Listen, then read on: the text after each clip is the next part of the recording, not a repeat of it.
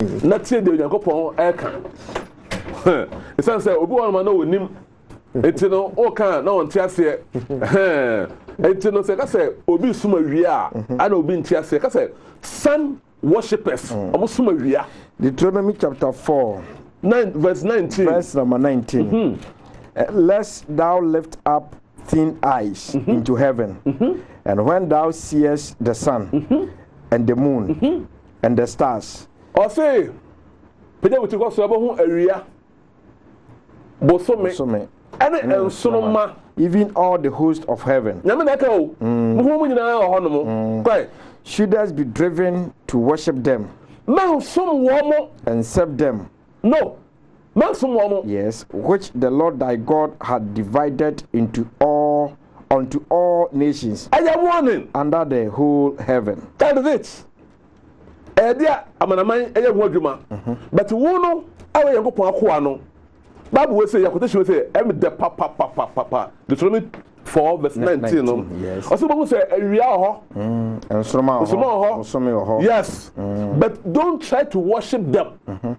Because the Bible say ebinum asom but wo dey stay away. Okay. Yanko Ezekiel 8 verse 16. Okay. Before Ezekiel 8 verse 16. That may kind of whole crisis. And then a real story out. You modify no. Yes. Your friend won't toma. You come. You present a manipa. And you create moon. But since one that you who say we a real song. Ezekiel chapter 8 verse 16. And he brought me into the inner court of the Lord's house. Before Ezekiel, they go upon the bar baby. Quite. And behold, and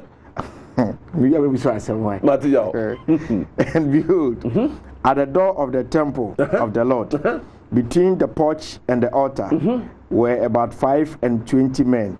You go upon say, Odifon say, you go upon the bar baby. Hoya, I saw dying. Yes. Of the Hebrews, no. And also, who is on high, who say, Emlantia Mark 25. Omo ya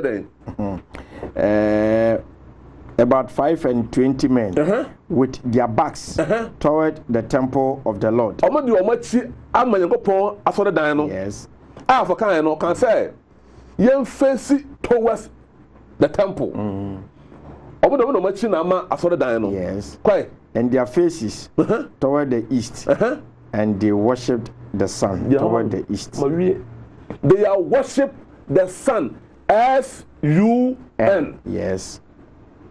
Almost Maria. It's your sun worship, no. Now, on your mere can that say, Mamma, some warm, but not being in a try there. Yaw. Only a beautiful one and a church, the Bible. Amen. Okay. On the knock and come on, Kaya, not much. Watch. Come, Kabia, which him.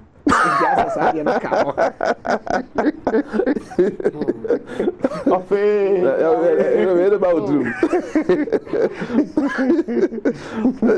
Yeah, bro. No, okay. That's so maybe apa. No, na Bruni ye bibia. Omo yes. You can't say if we say Emperor Constantine.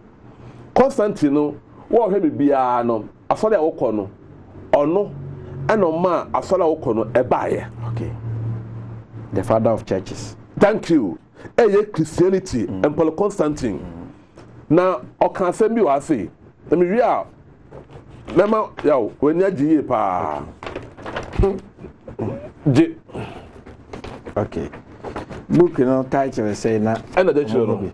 Okay, I hear the pagan Christian now. Yeah. Christianity, no. Yeah. Okay. You can say in AD 312. Yeah, AD no. 312. 312. You mun kunta in team film. Yanko. Constantine became Caesar of the Western Empire. By 324, that was 12 years later. Yes. He became emperor of the entire Roman Empire. Shortly afterward, he began ordering the construction of church buildings. I feel the obey a wrestling now man penning into the Omakwan say infrastructure. Obi the bridge. omo time de no na asoro dan Obi school dan. obi de hospital ono no bae no o se yesusi asoro dan Okay. Kwai He did so. asam we say yaw yema ahwefo ahwe am heye no abisa mo asofo say wate edin ne say Constantine da na Okay. every sofo bia nim say Constantine are a part of the church history omunim Yes. enti wo hwem na wo ye okwa asore no opa fa ogogo also follow say Juan Constantine edina ye friend say Christianity edina baye wo hu say asome kanyina no sana enye tro Okay. Ancient history it's how ya Christo ni okwa asole so wonnim de enti asore no baye awoko bia ena ye kyerɛw We are not taking decision. that is it Bold one. take your own decision kwai Okay. I say he did so to promote the popularity and acceptance of Christianity.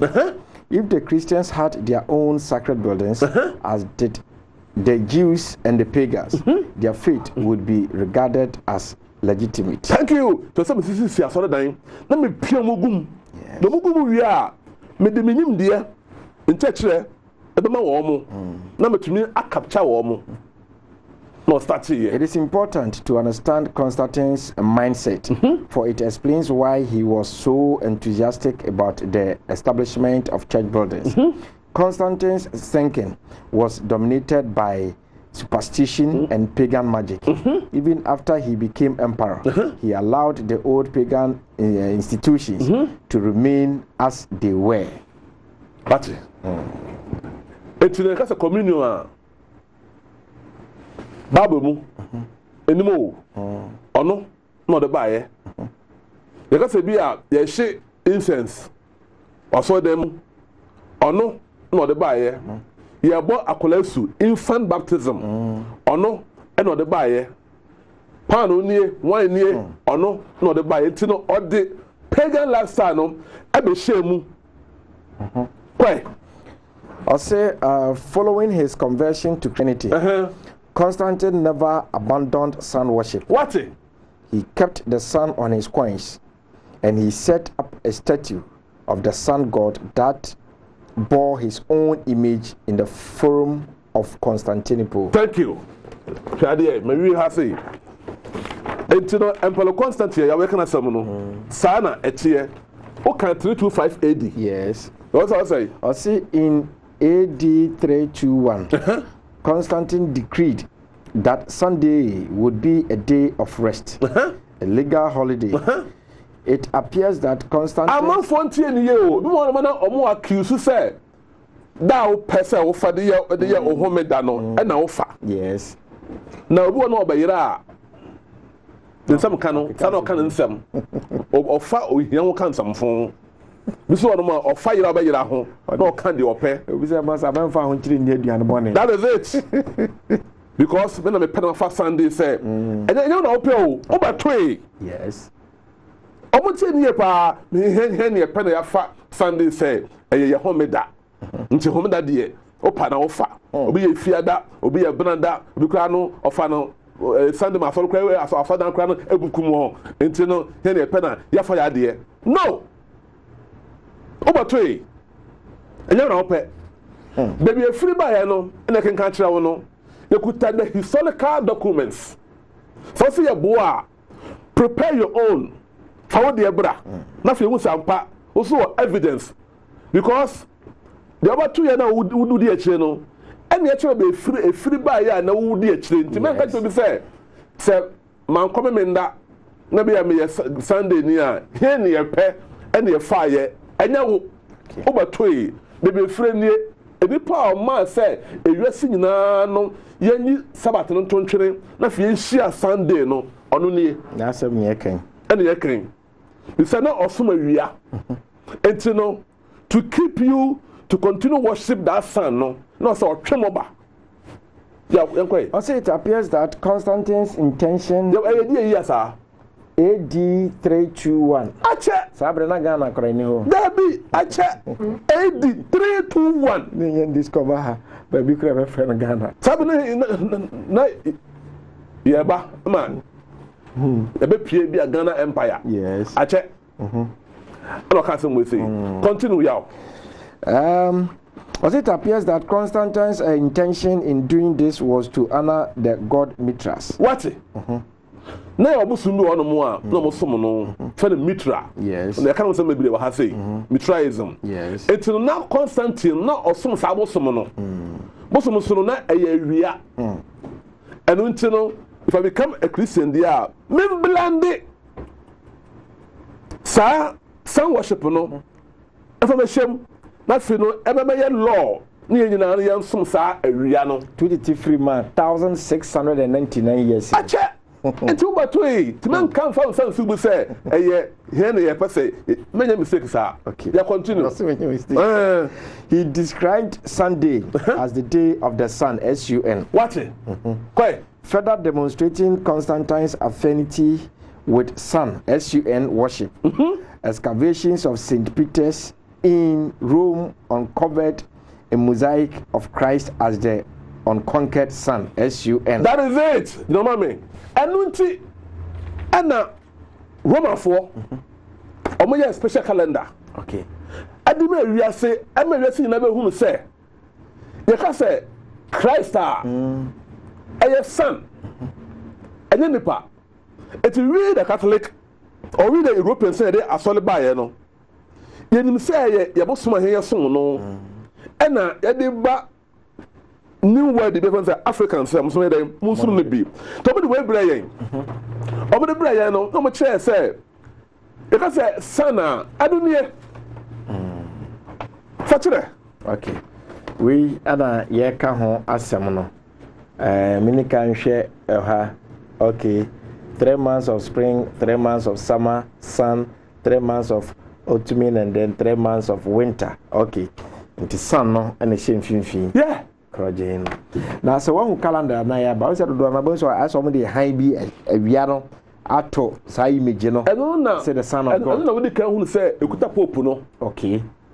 You carry say no. Kuta mo no. Okay. Awia dem no. Enti no awia no atwa san no e wo no afia de no. San. Enti no ukohia so dem mu na me yo hene ka se me yo hene me yo o ya ma no se na wani age na otopa na obupa na wiska na utua na bonsem obompa ye be 40 me ele so wo mu nyina no eye awia so aso pese be yo to abrabo so no se san 100 Ghana cedis fato for me tia so we are se fa beto ta no. That is it. Yeah, eye awia so ana mo ka no enti no ye kan play won say ya book we say so no ade a wo chance na kuta pope no enya bia ni ai bia o say sun SUN worship in modern churches. What is Sunday worship yan fa nkere yeah no man ka say bia ye ka bibi aye mamu hunu bi bia ye ka ni ade a ne kuta pope no ene gugu ha hodo abebre no ana on se ro ma tworo ase no so aha ka be se na camera ne nzu mimra kakra emra aha afi ntwere ene gu ase no aha sun worship in modern churches and asia no watcho Sunday worship is it terms right and on Sunday worship terms any go on tabusia ye kan eno no yo enti die enipa ye na so dem nyina mo ye nyina no yo omo de o matu yo broni no de asole free ni krum ba ye na efa say the missionaries no omo de ba ye no yo omo amaye hunu o ma chere cross Ascendua me come some last week in me boa and then me do so papa enti obo me hunu say eye Christ bi na be wuo so be ye nkwa ti the symbol no eye cross ekuta omo enti ye de obi na be wuo enti ye de ye be somo no efi wuo a ode akwa bi a ye ha krokasi a asundwe ono mo enti I want to make it plain today say Christianity aye kan many out of me could be okay. There will meet you, minimum Bible school. But this for 12 years. Wow.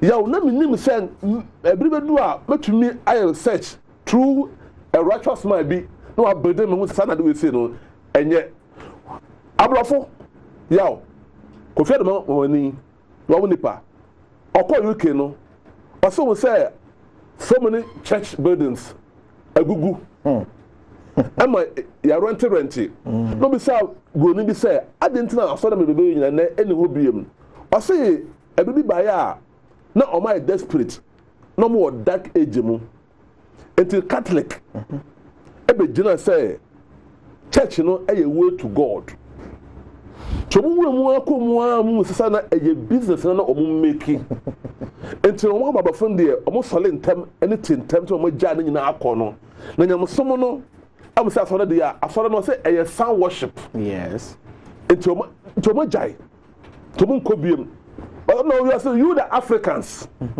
you don't know what we know okay the time omo who say Christianity sound worship no na mo dane say mo bi keke some all kind no na no wonder yaw seven modu yes enunti ana we say ya ka for the bia or the soft bi call court say o mo prove say wani Jesus no o kan che o say oh you can say Christ dia enye obi a o no eyawia je dem say Christianity no eyawia som it's the ancient sound worship no o ma dan no adandan no apakaji no sama nne no ya ababa ye say the better religion no broni awai wakoa broni oni che na gu ko no wonsa broni awai slave wo aw do gold ko do krom o wie wo diamond no wie wo timber and no coffee na obu ma na o sound by say obechewo onyankopon na woni age think again ya hwade obi a wa poison wo akwa ba say na me bronzu kroje mo anom na so beje a enya wudu no de bre wo Anglican penny bi ko Kenya and Mombasa okoye no and o si bo no John Carey yeah no the whole world Anglican so penny pass yeah okoye who say afana shia na ya shi sense no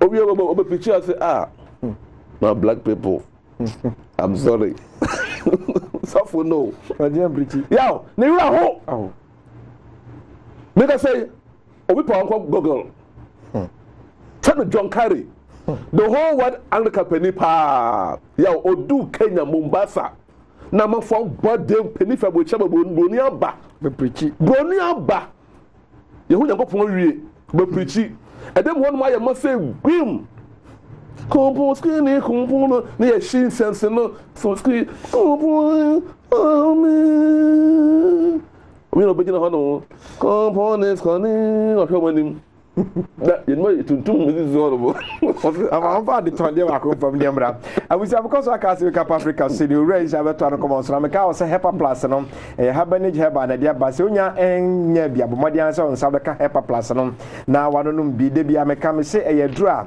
but Hepa doctor na ba say be boost immune system no e asrafo na we di padiem no e be show mo den se de be yan yarewa no phone bia na ntimi moyen nanso se nche ne ba ko a Hepa Plus yenti o se buhua bia ma ne nsa eka bie wona omonom Hepa Plus no pa wiane anwumre wo bra po wunyare na wonom no edi ho adanse se eye ne ma bebre e wa brabom de mom wo yo ba wo how e wo fichiko ho a enduro na wanom nyina na eye ebra so pe Hepa Plus na nom se wo fichiko no entumi emba yi no nom Hepa Plus a ebesiesie dia ma wo de ne ba nanso ba na bonsa no te yaw pa eno so bomode ne nom Hepa Plus ebeisa yaw ni nyina afiri ho wo nso wo de no ahye amaofu ahye entumi makra bo so be nsie ne wo fichiko anim da wo so a wonyam de ka kono wan hwe a doctor for say be operation so nya fibroid sha say so no Hepa Plus na o temi kan na be yi sai ne mani nyina from ofichi kono e be smooth say obo ade e hye no na wo de ba nanu nansa na atwa wo ho na be nsie nkiri nansa so ababiem enye ne kwan so no bo modern so ba no Hepa Plus na ensiesiu e bia mo so pavian plasma so ho no mo amanya malaria no mo no pavian plasma so a mo so be siesie papa yi malaria ni nyina de free ho de bia me kam so yare na hospital na doctor de ka cho se odo call up ko he mo jamne malaria no nya aduro so ba otima kope bi eto no eye pavi and plasma so aduro yi no eye aduro bi a food and drugs authority ahwe ma jato bi sampa eye enti mo de man so tumi kebo bra be fre Hebenage Herbal wo number side that TV no so sabria 0542 778572 0542 778572 wonsa ekabia ombeboa na fe